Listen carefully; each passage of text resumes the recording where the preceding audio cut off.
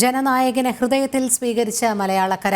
പ്രധാനമന്ത്രി നരേന്ദ്രമോദിയെ സ്വീകരിക്കാനായി കൊച്ചി നഗരത്തിലെത്തിയത് 50,000-ത്തിലധികം പേർ. ഇന്ന് കൊച്ചിയിൽ തങ്ങുന്ന നരേന്ദ്രമോദി നാളെ പുലർച്ചെ ഗുരുവായൂരിലേക്ക് പോകും.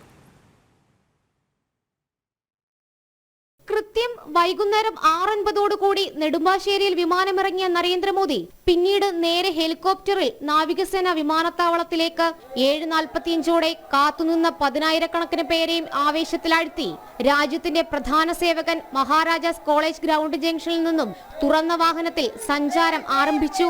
ഇരുവീഥികളിലും പുഷ്പവൃഷ്ടിയോടെയും മുദ്രാവാക്യം വിളികളുമായും ജനങ്ങൾ തങ്ങളുടെ നായകനെ സ്വീകരിച്ചു.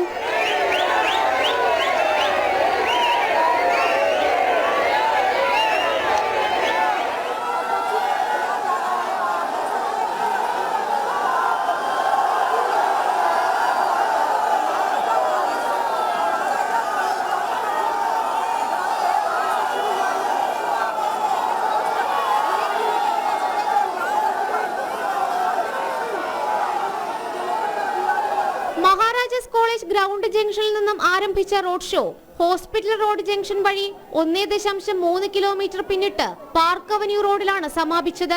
പിന്നീട് സുരക്ഷാ വാഹനത്തിൽ പ്രധാനമന്ത്രി നരേന്ദ്രമോദി നേരെ താമസ സ്ഥലമായ ഗസ്റ്റ് ഹൌസിലേക്ക്. മണിക്കൂറുകൾ കാത്തുനിന്നിട്ടും ആവേശം ചോരാതെ പ്രധാന സേവകനെ സ്വീകരിച്ച നിർവൃതിയിൽ ശേഷം ജനങ്ങളും മടങ്ങി.